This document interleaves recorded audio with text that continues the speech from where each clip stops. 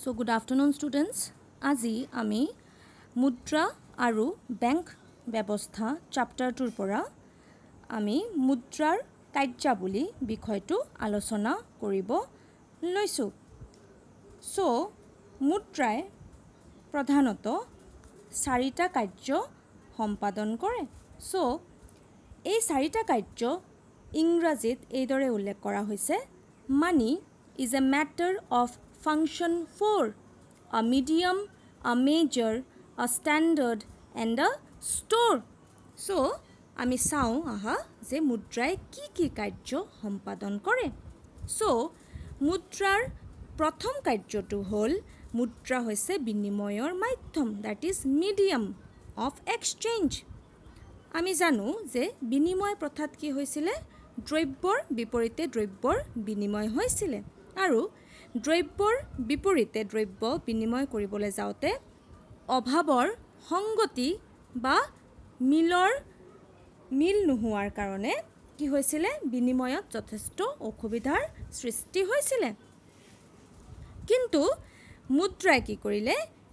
বিনিময় প্ৰথাৰ এই অসুবিধাটো, that is সংগতিবিহীন অভাৱৰ যিটো অসুবিধা, এই অসুবিধাটো কি কৰিলে? দূৰ কৰিলে, হয়নে? চ' মুদ্ৰাৰ সহায়ত আমি কি কৰিব পাৰোঁ? আমি যিকোনো দ্ৰব্য সহজেই আমি সংগ্ৰহ কৰিব পাৰোঁ। চ' সেইটো কাৰণে আমি মুদ্ৰাক কি বুলি কওঁ? বিনিময়ৰ মাধ্যম। চ' মুদ্ৰাৰ আটাইতকৈ গুৰুত্বপূৰ্ণ কামটো হৈছে ই বিনিময়ৰ মাধ্যম হিচাপে কাম কৰে। দ্ৰব্য বিনিময় প্ৰথাত পাৰস্পৰিক অভাৱৰ সামঞ্জস্যহীনতাৰ বাবে বিনিময়ৰ ক্ষেত্ৰত ডাঙৰ অসুবিধাৰ সৃষ্টি হৈছিল, কিন্তু মুদ্ৰাই এই অসুবিধাসমূহ দূৰ কৰিলে।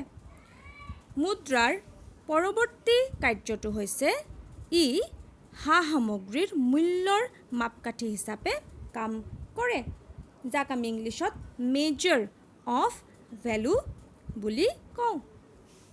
Measure of value, that is আমি যিকোনো দ্ৰব্যৰ মূল্যক মুদ্ৰাৰ সহায়ত প্ৰকাশ কৰিব পাৰোঁ, হয়নে?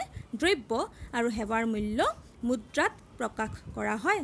উদাহৰণস্বৰূপে যেতিয়া আমি কওঁ যে 1 কেজি চাউলৰ দাম 22 টকা, তাৰ অৰ্থ হ'ল 1 কেজি চাউল কিনিবলৈ হ'লে 22 টকা দিব লাগিব।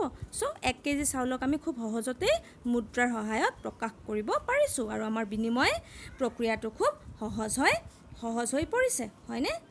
চ' মুদ্ৰাৰ পৰৱৰ্তী কাৰ্যটো হ'ল মুদ্ৰাই স্থগিত দেনা পাওনাৰ মানদণ্ড হিচাপে কাৰ্য সম্পাদন কৰে, that is standard of deferred payment বুলি কয়। প্ৰথমটো আছিলে মিডিয়াম, তাৰপিছত আহিলে মেজাৰ, তাৰপিছত আহিলে standard. Standard of deferred payment, that is স্থগিত দেনা পাওনাৰ মানদণ্ড হিচাপে মুদ্ৰাই কাৰ্য সম্পাদন কৰে। চ' মুদ্ৰাৰ অতি গুৰুত্বপূৰ্ণ কামটো হ'ল ই ভৱিষ্যত দেনা পাওনাৰ মান হিচাপে কাম কৰে, হয়নে? মুদ্ৰাৰ সহায়ত অতি সহজে ঋণ গ্ৰহণ আৰু পৰিশোধ কৰিব পৰা যায়। আমি বেংকৰ পৰা ঋণ ল'লোঁ, হয়নে? আমি কি কৰিলোঁ? এটা নিৰ্দিষ্ট আমি ইণ্টাৰেষ্ট তাত, হয়নে, সুদ যোগ কৰি তাত কি কৰা হয়? আকৌ খুব সহজতে সেই ঋণটো আমি পৰিশোধ কৰি দিব পাৰোঁ, হয়নে?